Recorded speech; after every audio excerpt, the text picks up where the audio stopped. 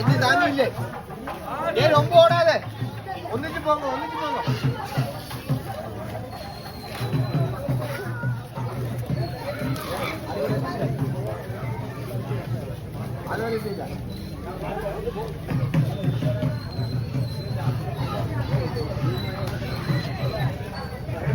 motor cycle ഒന്നും ആകാതെ problem